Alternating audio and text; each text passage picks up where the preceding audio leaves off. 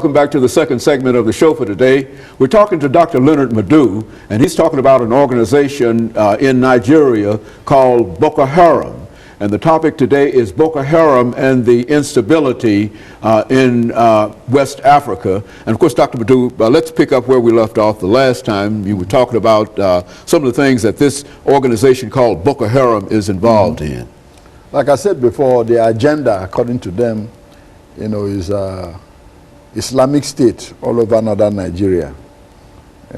Expulsion of Christians, from northern Nigeria, having their own country, a secession of all states in northern Nigeria. Already you have Sharia, law in about 12 states in the north, but they said that's not enough. However, what is happening is that people are starting to see this insurgency as not a religious conflict, but a political conflict masked under religion.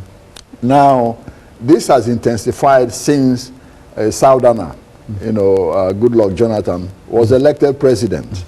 The northern part of the country has been ruling Nigeria since 1966.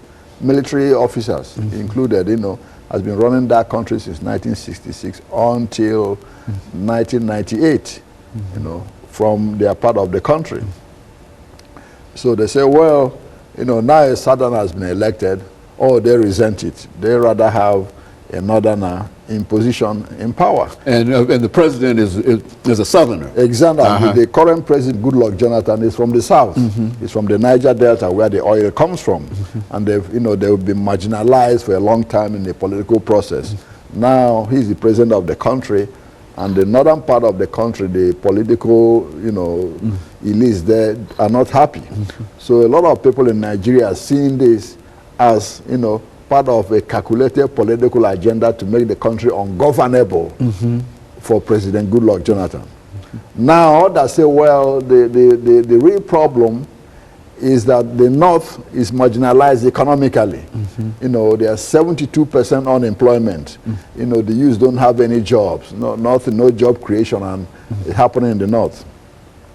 Now, people say, well, why can't Jonathan's government deal with Boko Haram the way it dealt with the Niger Delta militants? There was a rebellion in the south from the oil-producing areas.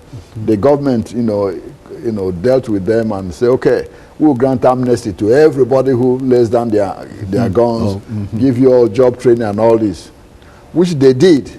Okay? Yes, about 26,000 of them demobilized. But the Boko Haram says, no, we don't want anything from the government. We don't want any money, nothing. We just want to be independent.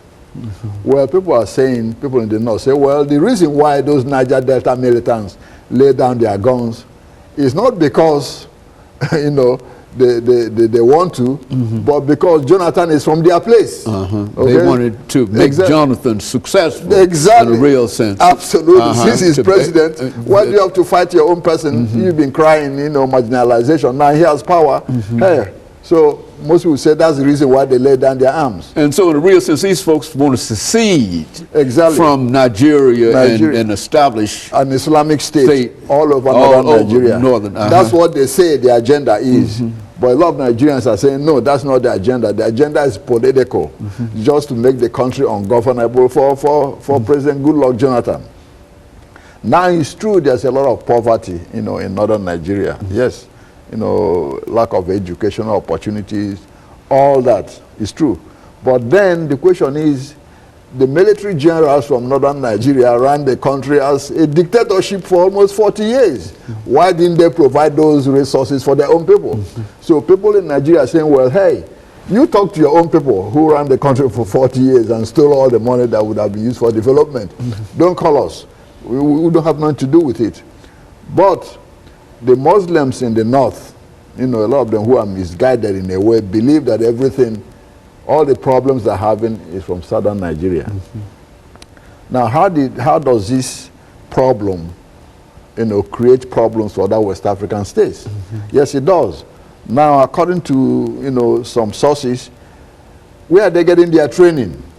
We hear now that Qaeda in the Arabian Peninsula, AQAP, and Qaeda in the Maghreb, AQIM, is coordinating with them, training them on how to use these, you know, car bombs and all this, which is not unreasonable.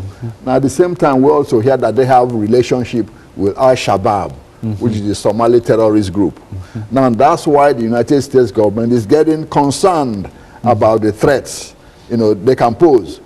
Yeah, if they are coordinating with these three groups that have been designated terrorist organizations by the U.S. government, then there's danger. Now, if, you know, they succeed in extending their arms, right now they are kind of confined over northern parts of the country, okay, with exceptional operations in Abuja, the capital. If they happen to expand around the country, what will happen? It might provoke a Christian-Muslim civil war, which is already what their intention is, because they are bombing churches and all this, wherever they find them in northern Nigeria, driving Christians away. It might, you know, involve a Christian-Muslim civil war. You know, this recent Christian bombings in Nigeria, doing and all of the destruction and devastation, that group is associated with that. Is that what we're saying now? That's correct. That group is the group that's bombing those churches. It's the Boko Haram group.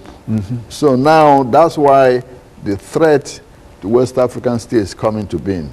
Now, if people start running to other West African states because of because of the bombings and all this, they start running to Chad, Niger, Cameroon, you know, Benin Republic, Togo. What do you have? Refugees flogging into these countries. These countries are already poor. They can't even take care of their own citizens. Now that creates instability for those countries because their resources get stretched. You know, you know, if the countries are civil war, what do you have? Those terrorists will start infiltrating these other countries where they are not now, you know, where they can cross. Now, if that gets to that point, the Nigerian army or Nigerian security forces might be forced to go across border to chase them. Now you have problems with other states. So it creates a whole lot of instability. Nigeria is 160 million people. Now you can imagine if that kind of country explodes, and you have all the smaller countries around it. Those people, the movement of people alone creates a lot of, you know, security problems for those smaller states that are already poor and stretched, you know, resources stretched. Okay, Dr. Madu, and of course we're getting ready for our second commercial break. When we come back, we'll have 10 minutes to further elaborate upon some of the things that you're talking about, and we'll be back with our audience following this very, very short commercial break.